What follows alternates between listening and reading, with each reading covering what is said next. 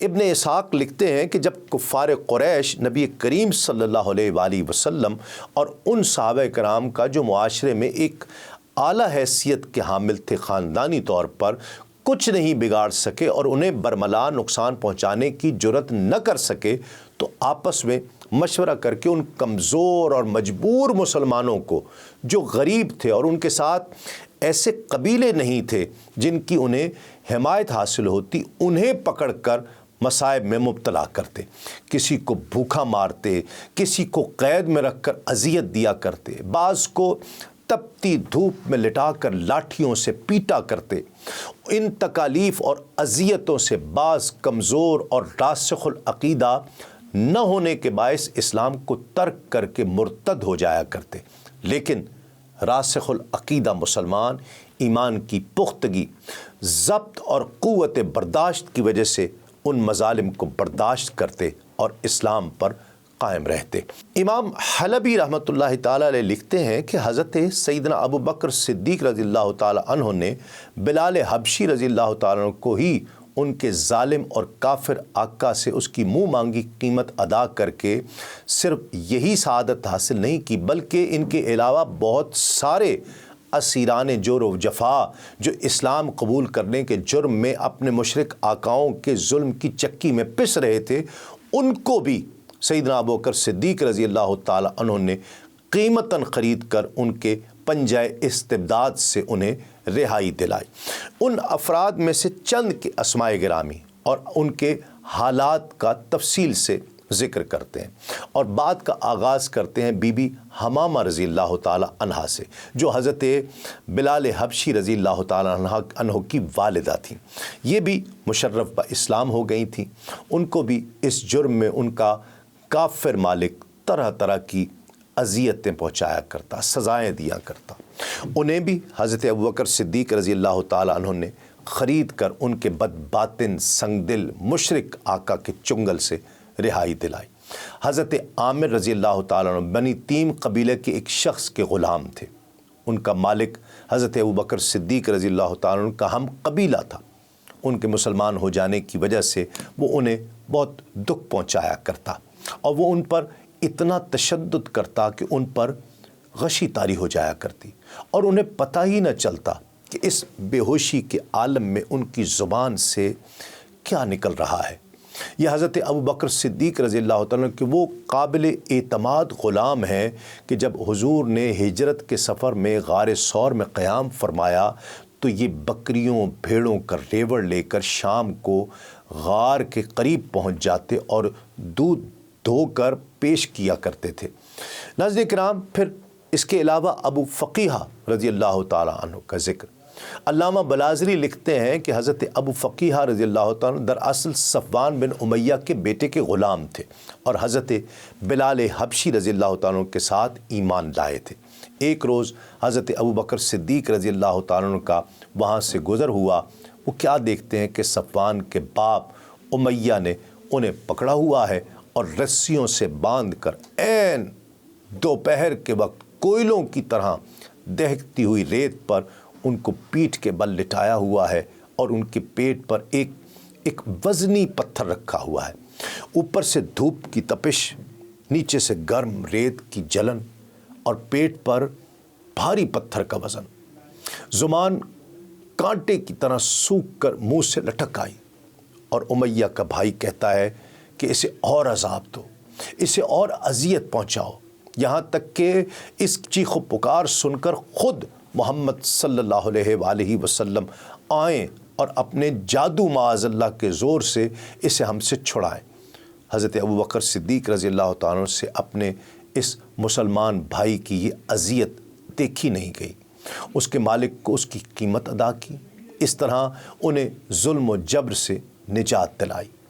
ایک مرتبہ امیہ نے ابو فقیہ رضی اللہ تعالیٰ کے پاؤں میں رسی باندھ دی اور نوکروں کو حکم دیا کہ انہیں زمین پر گھسیٹیں، پھر آپ کو گرم سنگریزوں پر ڈال دیتا۔ پاس سے گوبر کا کیڑا گزرا۔ امیہ نے تانا زنی کرتے ہوئے پوچھا کہ کیا یہ کیڑا تمہارا رب نہیں ہے؟ معاذ اللہ، استغفر اللہ۔ آپ نے جواب دیا، میرا رب تو اللہ ہے جس نے مجھے بھی پیدا کیا، تجھے بھی پیدا کیا اور اس کیڑے کو بھی پیدا کیا ہے۔ امیہ اس جواب سے پھر آگ بگولا ہو گیا اور آپ کا گلا گھونٹنے لگا۔ ہم ان خوش نصیب خوشبخت لوگوں کا ذکر کر رہے ہیں، ان باہمت اور بہادر لوگوں کا ذکر کر رہے ہیں جنہوں نے تکلیفیں بھی اٹھائیں اور بے انتہا تکالیف اٹھائیں، اس کے باوجود آقا علیہ الصلوۃ والسلام کا ساتھ نہیں چھوڑا، استقامت کے ساتھ آقا علیہ الصلوۃ والسلام کا ساتھ۔ اسی فہرست میں حضرت زنیرہ رضی اللہ تعالی عنہا بھی شامل ہے۔ یہ بھی ایک مشرک کی کنیز تھی، جب مسلمان ہو گئیں تو ان کے بے رحم مالک نے ان پر ظلم و تشدد کی انتہا کر دی، یہاں تک کہ ان کی بینائی ختم ہو گئی۔ اور ایک روز ابو جہل نے اس پاک باز خاتون کو تانا مارتے ہوئے کہا کہ لات و عزیٰ نے تیری آنکھوں کو اندھا کر دیا ہے، تو حضرت زنیرہ رضی اللہ تعالی عنہا نے جھٹ سے جواب دیا کہ ہرگز نہیں، بخدا لات و عزیٰ نہ نفع پہنچا سکتے ہیں اور نہ کوئی ضرر پہنچا سکتے ہیں، یہ تو آسمانی حکم ہے اور میرا رب اس چیز پر قادر ہے کہ میری بینائی لوٹا دے۔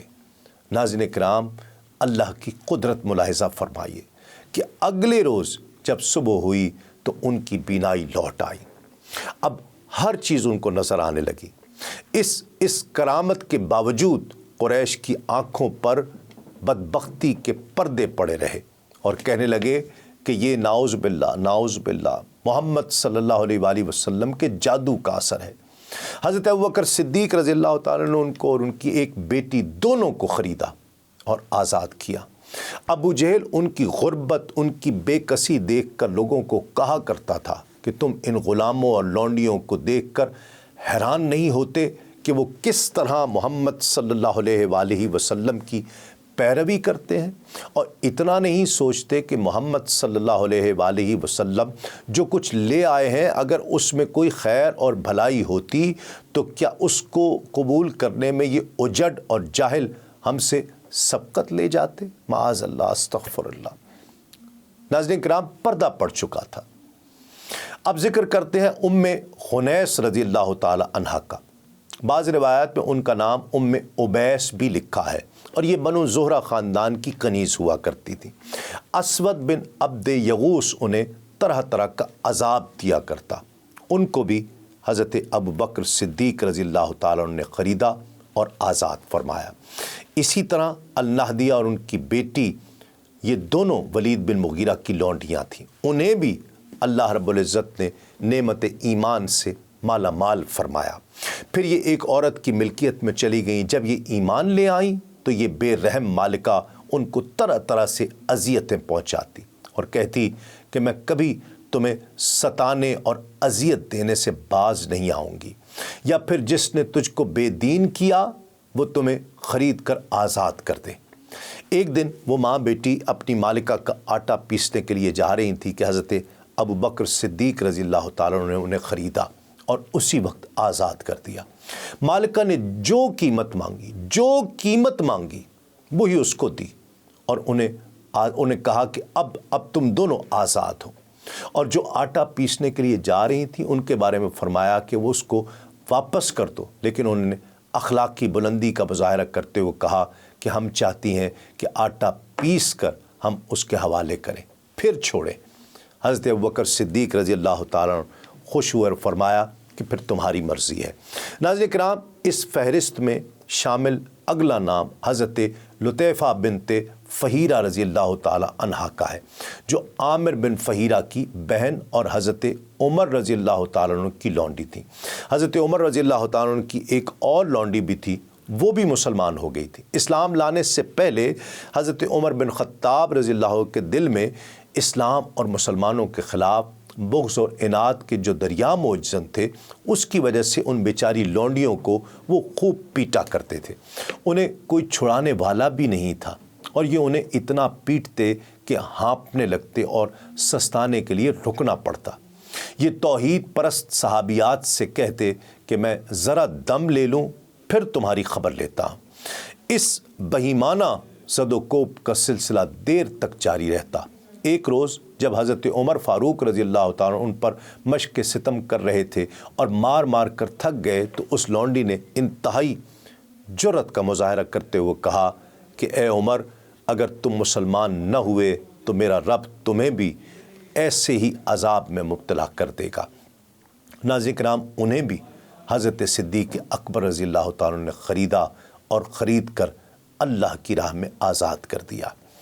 حضرت ابوبکر صدیق رضی اللہ تعالیٰ عنہ کی اس خدا ترسی کے حوالے سے علامہ ابو یوسف الصالحی لکھتے ہیں کہ حضرت ابوبکر صدیق رضی اللہ تعالیٰ عنہ کے والد گرامی ابو قحافہ ابھی مسلمان نہیں ہوئے تھے۔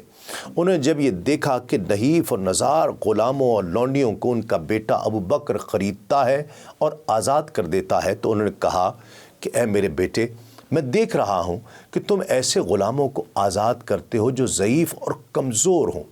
اگر تمہیں غلاموں کو آزاد کرنے کا شوق ہے تو جوان اور طاقتور غلاموں کو آزاد کیا کرو، جو مشکل میں تمہارے دست و بازو بنے اور دشمن کے مقابلے میں وہ تمہارے لیے سینہ سپر ہو سکیں۔ والد کی اس بات پر حضرت ابوبکر رضی اللہ تعالیٰ عنہ نے فرمایا کہ والد گرامی، میں تو یہ جو کچھ کر رہا ہوں محض اپنے بزرگ و برتر رب کی رضا کے لیے کر رہا ہوں۔